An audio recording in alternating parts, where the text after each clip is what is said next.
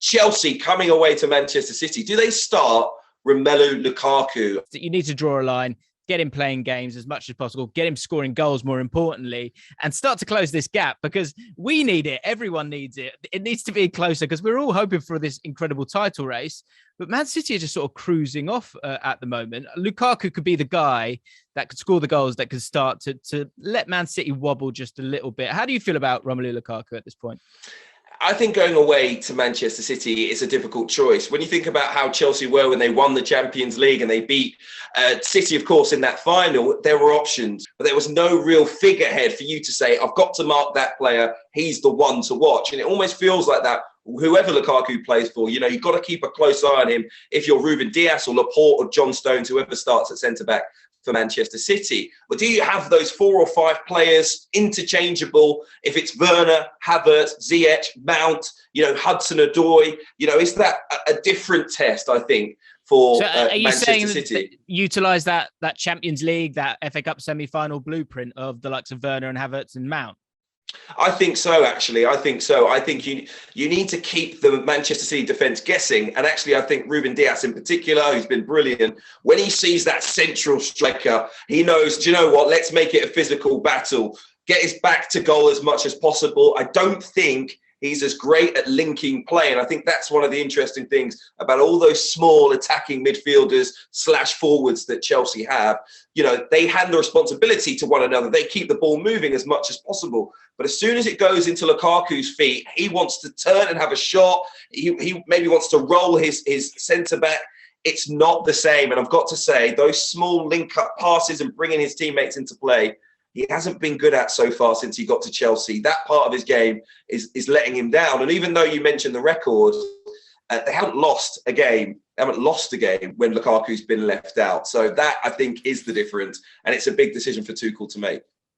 The bottom line for me is the fact that if you put Lukaku on the bench, this sort of troublesome feeling around the club that he is kind of creating to a point, it continues. I think with Werner, and this is the other one, if you match up Werner and Lukaku, there is only one winner for me. I do not see, I've seen absolutely nothing from Werner during his time in the Premier League.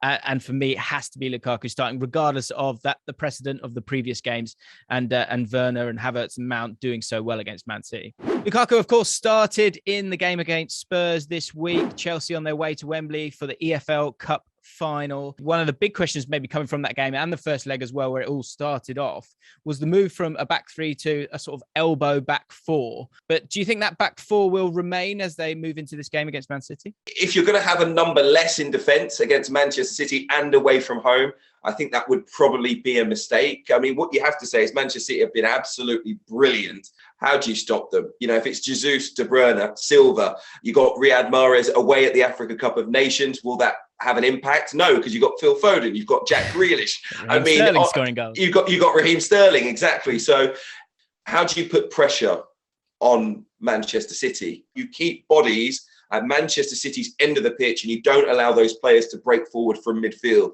You keep those wide players having to do defensive duties. That means you push your wing backs as high as possible. You provide extra players in the wide areas and you give that Manchester City midfield something to think about defensively rather than in the attacking third. And actually, I think a back 4 can help that. And we mention it so many times, and I know it might be a cliche, but there's no genuine centre forward for your 2 centre backs to worry about. It's going to be a false 9 once again. And does that mean that you can once again allow yourself to think more about your attacking intent rather than your defensive numbers?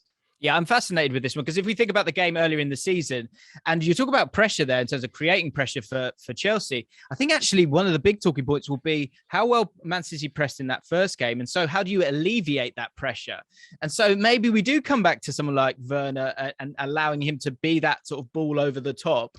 But also I think that's why you need maybe Lukaku as well, just to hold up the ball. When it comes to the game itself and the points, is this a must win or a must not lose for Chelsea? I mean, it's getting tricky to even call it a title race at this stage. Do you feel like they need to win this game for it to still be a title race? Massively important for Chelsea. If they win it, I think the title race is still very much alive. And I think Liverpool fans in particular will be celebrating that because it brings them right back into it if they can win their game against Brentford. So, I think most of the neutrals in the country are probably going to support Chelsea for once this weekend. I know, yeah. And when it comes to key players for it and the prediction, I'm going to go, first of all, Kevin De Bruyne. He's been involved in 4 goals in the last 4 Premier League games. He's started to kind of find his groove once again for this team. And I think he could be very crucial again against his old club. He does like scoring against them. I've got a bad feeling about this one when it comes to that title race. I just think Man City are just gently walking away with this title at the moment. And I see them winning it. I see them getting to 12 games, and I see it maybe being a 2-0 shutout for them because they are so strong defensively. I don't think lightning strikes twice. I don't necessarily think Manchester City are going to win this game, I've got to say, but I think it will be tight, tense, 1-1 draw.